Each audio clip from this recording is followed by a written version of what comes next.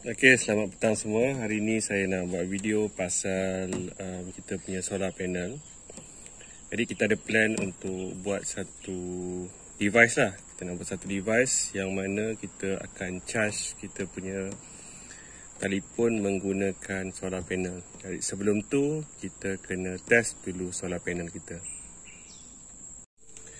Okey, jadi kita nak test dulu solar panel kita. Solar panel ni bila saya beli dia kata kita punya maximum voltage boleh dapat 12 volt. Dan dia sepatutnya boleh keluarkan dalam 1.5 watt power lah.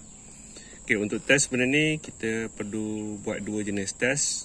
Test pertama adalah open circuit voltage test.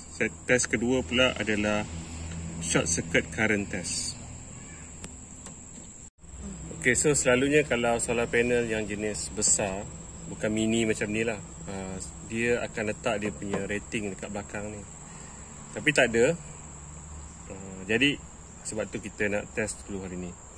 Okay, untuk open circuit voltage test ni apa benda tu? So basically kita punya solar panel ni kita letak menghadap kepada arah matahari. Kemudian dua hujung wire yang connected kepada solar panel kita attachkan dekat kita punya multimeter dan kita measure berapakah output voltage maksimum yang kita boleh dapat. Okay, so ni kita punya multimeter. Kita kena set dia kepada voltage measuring lah. So voltage measuring dekat sini kita ada area ni. Kita expect dalam 12 volt, jadi kita ambil range dalam 20 volt. Make sure kita dalam DC. Kemudian kita ambil kita punya ujung wire daripada solar panel tadi, kita sambungkan kepada kita punya probe.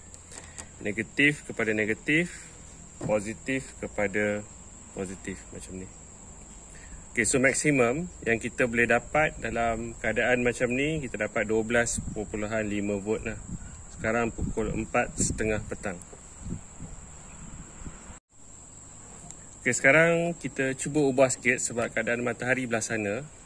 Kita nak tengok sama ada kita boleh dapat higher voltage lagi ataupun tak lah. So kita ambil macam tadi, saya letak macam ni menghadap kepada matahari.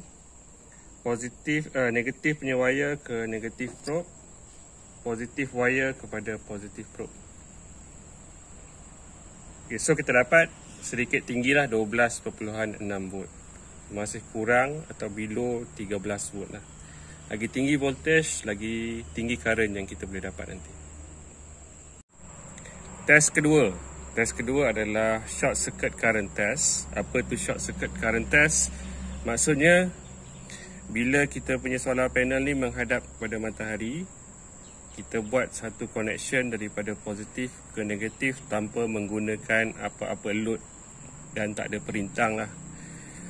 Untuk buat test ni, jadi kita perlukan kita punya multimeter, yang mana dalam multimeter ni kita akan menggunakan connection yang ada pada fuse dalam multimeter tadi. Okay, untuk measure current menggunakan kita punya multimeter, make sure sekarang kita dalam current punya mode lah, current measuring mode. So dekat sini kita ada ohm punya measurement, voltage measurement, direct current, voltage punya measurement, alternating current. Kalau dekat current punya measurement, dekat M sini lah ada direct current punya measurement. So saya akan pilih range pada 200 milliohm dululah, ataupun bersamaan dengan 0.2 ampere. Kenapa saya pilih ni? Kejap lagi saya akan tunjukkan. Okey, sama juga bila kita dah set up kita punya multimeter, make sure kita punya solar panel ready. Okay, solar panel kita dah ready, duduk sebelah ni. Kita dah set kita punya multimeter kepada current punya measurement.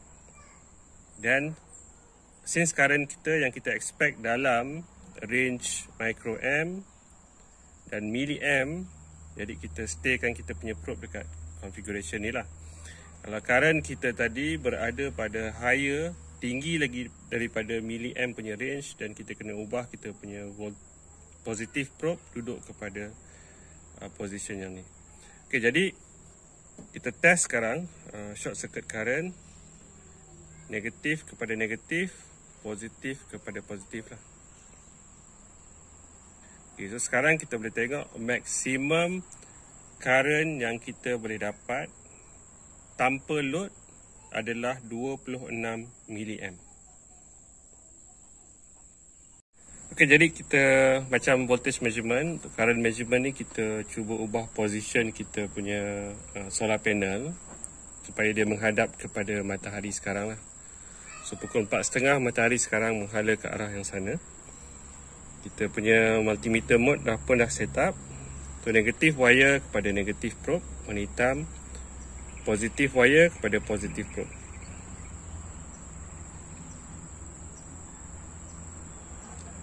Okey, so sekarang current maksimum yang kita boleh dapat daripada solar panel ni adalah lebih kurang 32 mA lah. Okey. Okey, so tadi saya ada explain pasal current measurement.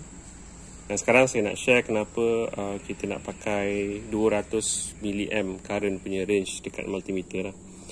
Okay, kalau based on Lazada yang saya beli, information product detail tu dia kata kita boleh dapat 1.5 watt pada voltage 12 volt lah. Jadi kiraan untuk dapatkan current kita pakai formula P sama dengan VI.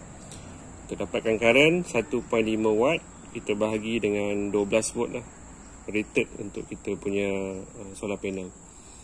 So kalau ikutkan based on maximum punya condition, kita boleh dapat, sepatutnya dapat dalam 0.125 M ataupun bersamaan dengan 125 mA lah. Tapi tadi kalau bila kita buat current measurement pada pukul 4.40 petang, instead of 125 mA kita dapat cuma dalam 30 mA sajalah. Sangat-sangat kurang. Jadi untuk measurement yang sesuai, maybe kita kena buat pula pada waktu puncak lah, waktu tengah hari terik. Okay, so kita dah siapkan measurement untuk check kita punya spec bagi solar panel kita. So maximum short circuit current yang kita boleh dapat daripada solar panel ni pada pukul 4.30 tadi lebih kurang dalam 30 mA saja.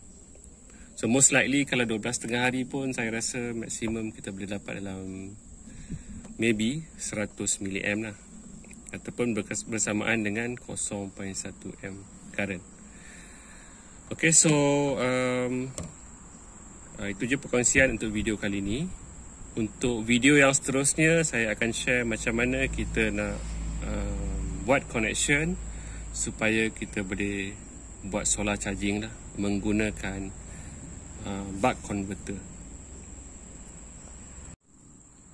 Okay, sebelum kita end video ni, saya akan letak nanti dekat screen dia punya IV curve lah, current dan voltage curve, untuk kita nampak dekat mana pada graf itu kita punya maximum current, iaitu kita punya short circuit current, dan juga dekat mana kita punya open circuit voltage lah.